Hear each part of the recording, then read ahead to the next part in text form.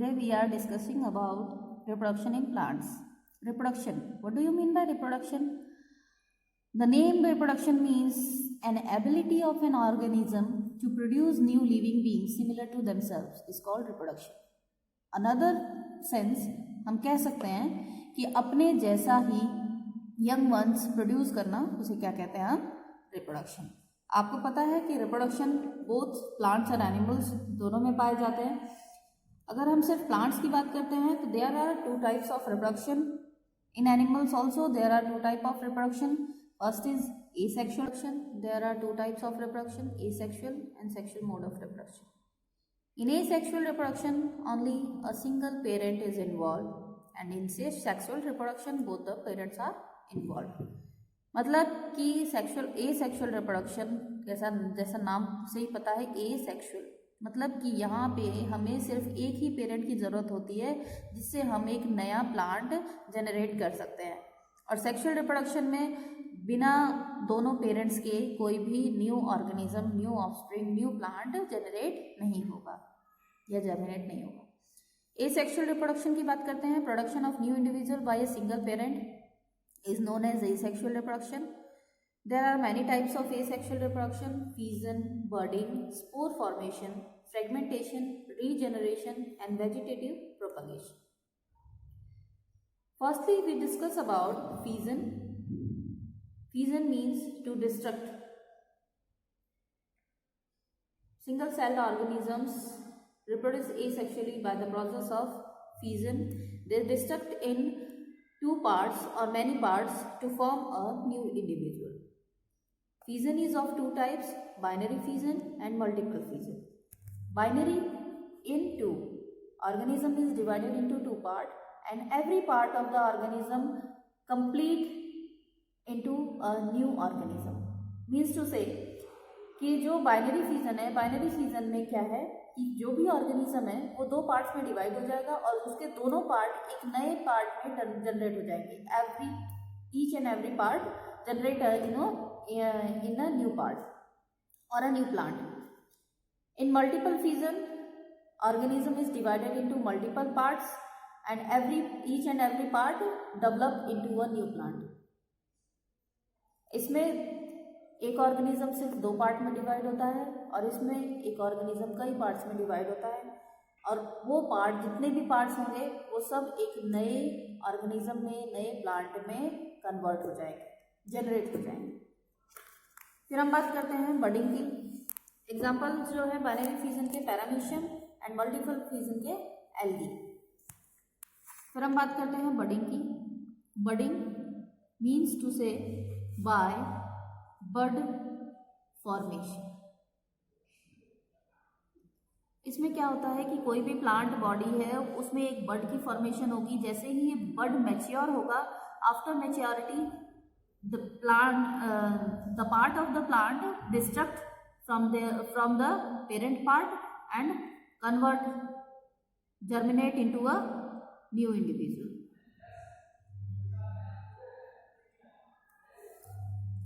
मतलब कि जैसे ये बर्ड की फॉर्मेशन होगी, यहाँ पे बर्ड बनेगा और ये बर्ड अपने पेरेंट पार्ट से अलग हो जाएगा और अलग होने के बाद ये अपना एक नया प्लांट बना लेगा. इसको हम कहते हैं budding. Example of budding is yeast.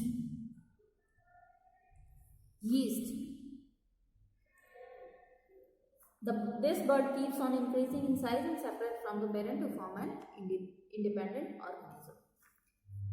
The third one is spore formation. Spore formation. As we know, spore formation means to say formation of spores.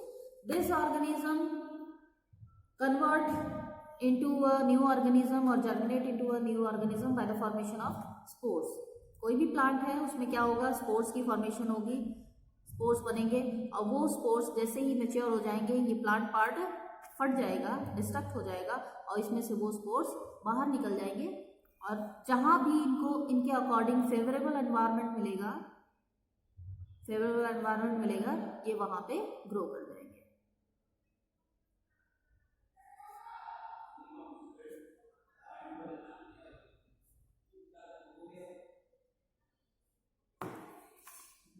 ठीक।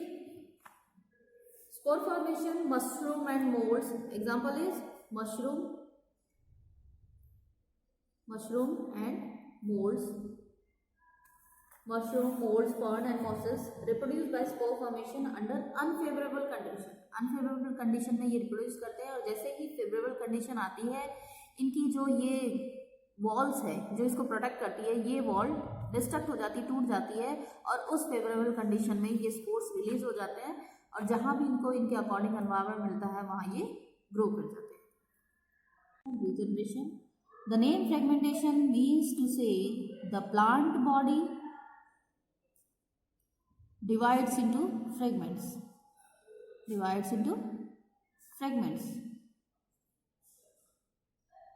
and all the fragments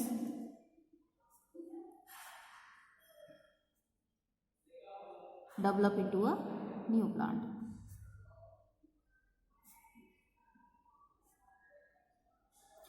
मतलब कि एक प्लांट बॉडी है, वो क्या है, कई टुकड़ों में बट जाएगी, ये टुकड़े हो जाएंगे. अब ये जो टुकड़े हैं, हर टुकड़ा जो है एक नए प्लांट के अंदर ग्रो हो जाएगा. मतलब ये एक नया प्लांट है, ये एक नया प्लांट है, और ये फिर एक नया प्लांट जनरेट कर देगा. फ्रेगमेंटेशन और रीजनरेशन लगभग एक जैसे ही होते हैं. They are similar to each other in many ways. Example of fragmentation is spirogyra. Spirogyra is an algae. ठीक. तो जैसा हमने पढ़ा कि फ्रेगमेंटेशन मीन्स कि a plant body divides into fragments, fragment में डिवाइड हो जाती है, और जितने भी फ्रेगमेंट्स हैं, जितने भी टुकड़े हैं उसके, वो सारे टुकड़े एक नए प्लांट में कन्वर्ट हो जाते हैं. नेक्स्ट अगर हम बात करते हैं रीजनरेशन का मतलब, regeneration means to repair, regenerate करना. रीजनरेट मतलब नए, फिर से जनरेट करना, मीन्स टू रिपेयर करना. कि अगर प्लांट बॉडी 3 पार्ट्स में डिवाइड हो रखी है, तो वो तीनों पार्ट फिर से एक नए पार्ट में कन्वर्ट हो जाएंगे, एक नए प्लांट में कन्वर्ट हो जाएंगे. या एक प्लांट बॉडी है, उसका अपर पार्ट नहीं है, तो थोड़े दिन बाद आप देखोगे कि उसका अपर पार्ट फिर से जनरेट हो जाएगा, फिर से आ जाएगा. तो वो क्या कर रहा है, अपने आप को रिपेयर कर रहा है. अगर उसका लोअर पार्ट नहीं है, या उसका कोई ब्रांच डिस्ट्रक्ट हो गई है, तो वो ब्रांच फिर से रिपेयर हो जाएगी, फिर से वहां पे ब्रांच आ जाएगी. तो इसे हम कहते हैं रीजनरेशन. नेक्स्ट हम आते हैं वेजिटेटिव प्रोपगेशन.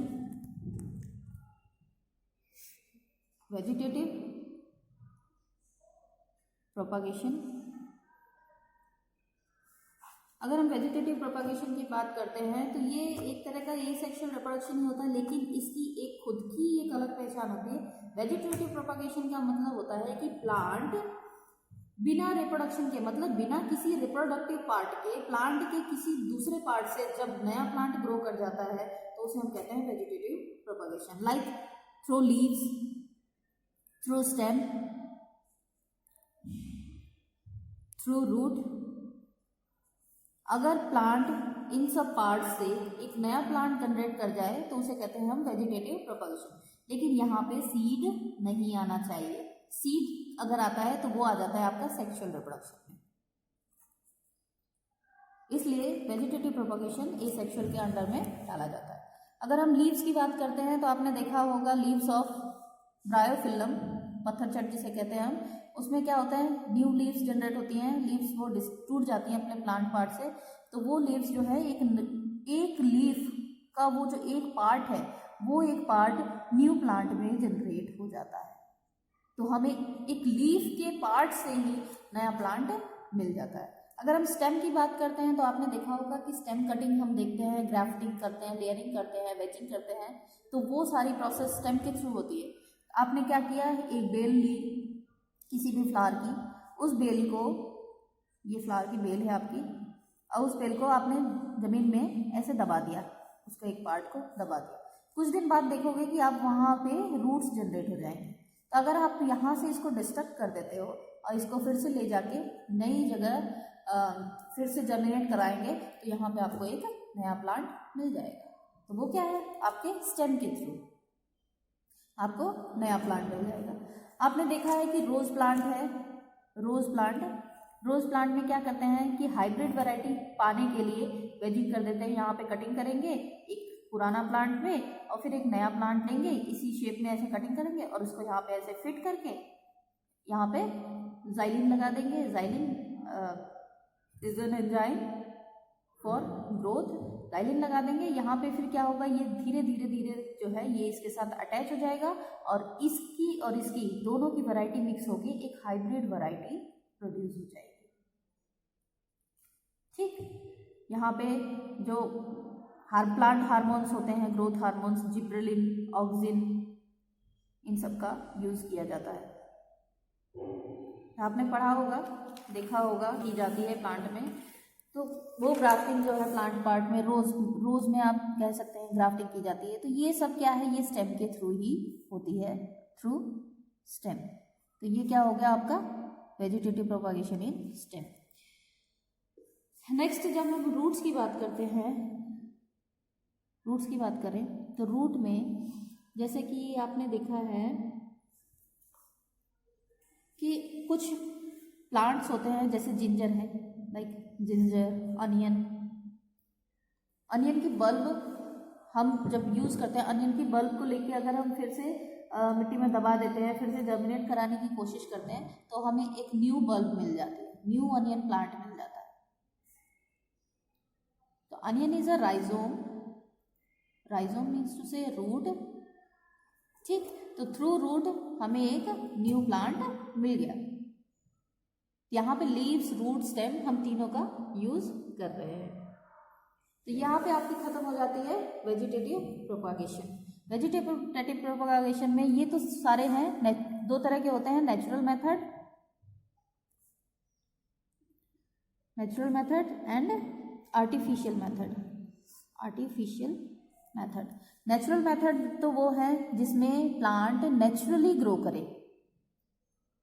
नेचुरली ग्रो करे, और आर्टिफिशियल में थ्रू मैन। नेचुरली की बात करते हैं तो आपने कई बार सुना होगा कि आलू है, उसमें ऐसे ऐसे आँख होती है, इन्हें हम क्या कहते हैं, स्टेम ट्यूबर, स्टेम ट्यूबर। तो वो उस आलू के उस पार्ट को अगर कट करके वहाँ से आप उसको जर्मिनेट करवा देते हो सॉइल में, तो आपको एक न्यू पोटैटो प्लांट मिल जाएगा।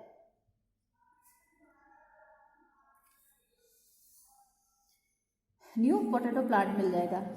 सेम एज मैंने जब आपको बताया कि रूट्स में अनियन प्लांट है, अनियन बल्ब है, उस बल्ब को लेके आप जब जर्मिनेट करवा देते हैं, जर्मिनेट कराएंगे तो आपको एक न्यू अनियन प्लांट मिल जाएगा। आपने देखा होगा गार्लिक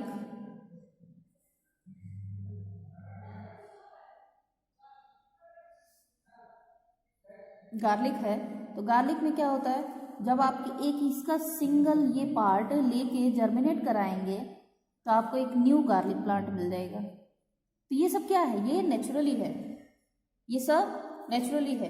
लीव्स की बात मैंने आपको की थी कि जो लीव्स हैं ब्रायोफिलम की, ब्रायोफिलम लीव्स हैं, तो इसमें क्या होती है, छोटी छोटी प्लांट्स इस लीव्स में, जब ये लीफ अपने प्लांट पार्ट से डिस्ट्रक्ट हो जाती है या ये प्लांट रिप्रोडक्शन बाय लीव्स, हम बता रहे थे कि ब्रायोफिलम लीव्स जो हैं इसमें न्यू लीव्स और आ जाती हैं। तो ये जो न्यू लीव्स जनरेट होती हैं, ये लीव्स ये एक स्टेम की तरह ही काम करते हैं। ये अपने प्लांट पार्ट से डिटैच हो जाती हैं। आफ्टर डिटैचन, डिटैच मतलब टूट जाती हैं, और टूटने के बाद ये न्यू प्लांट में कन्वर्ट हो जाती है, न्यू प्लांट फॉर्म कर लेते हैं। तो ये तो था नेचुरल मेथड आपका। अगर हम बात करते हैं आर्टिफिशियल मेथड की,